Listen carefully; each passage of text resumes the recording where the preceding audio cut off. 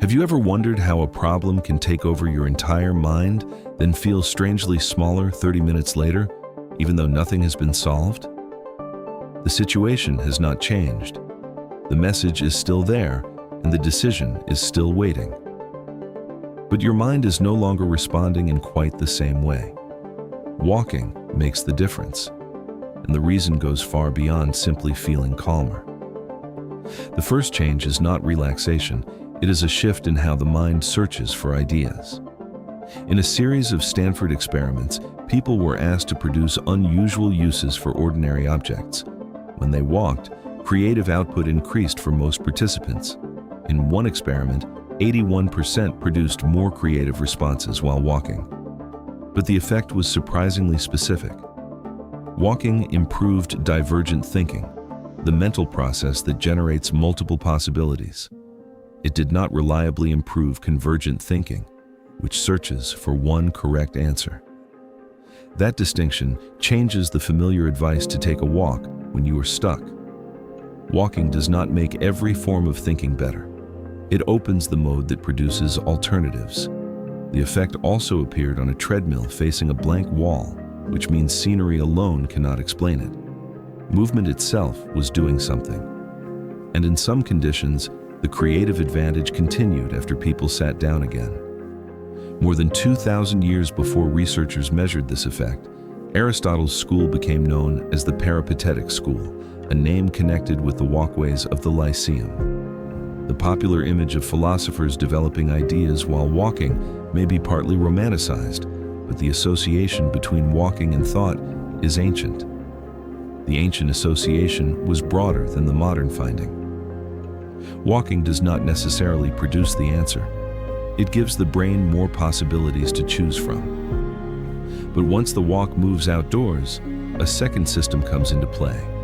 Your eyes contain a small group of light-sensitive cells whose main task is not to help you recognize faces, read signs, or see the path.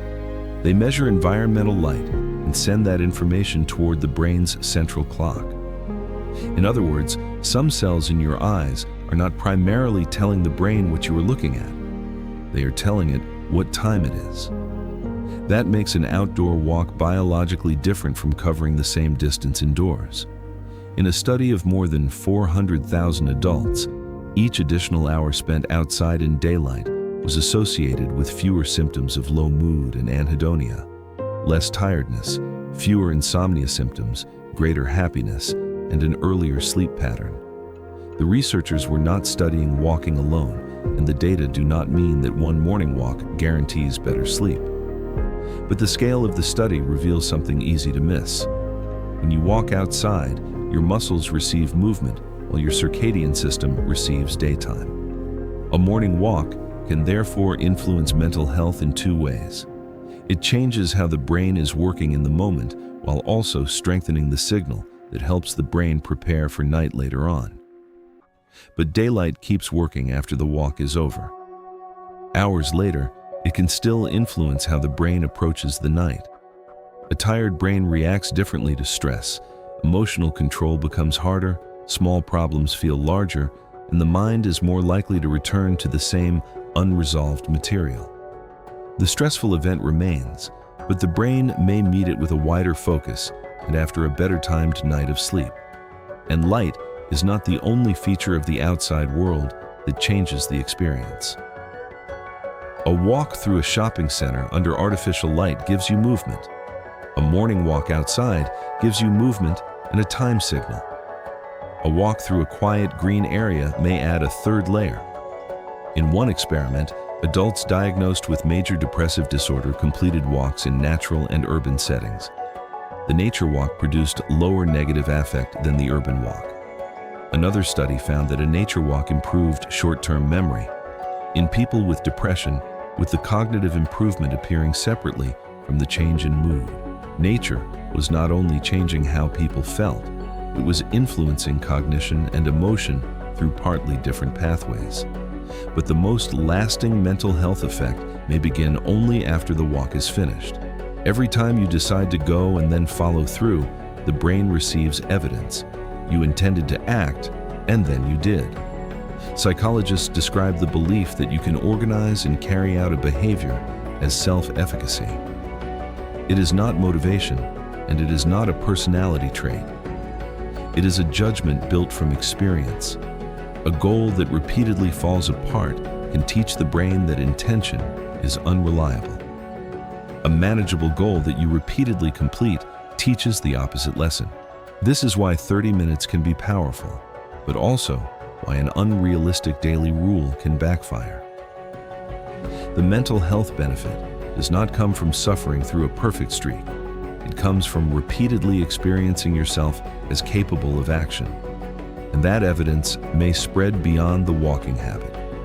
In a 12-week physical activity trial involving 283 adults, participants were not given a nutrition intervention. Yet, some improved their diets as well. 6 months later, dietary improvement was associated with greater self-efficacy.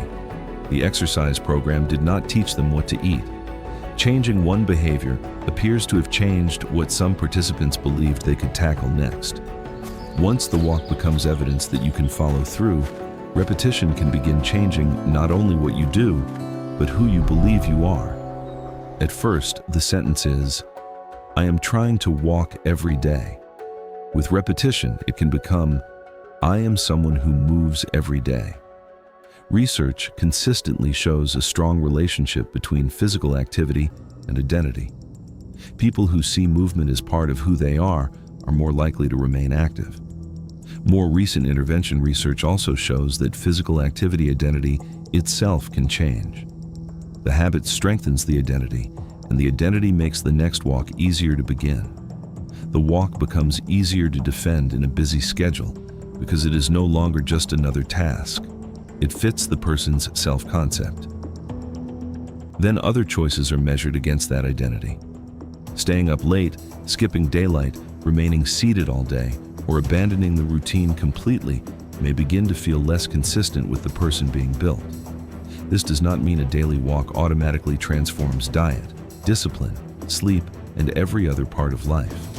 It means one repeated behavior can create a new standard for how other choices are judged.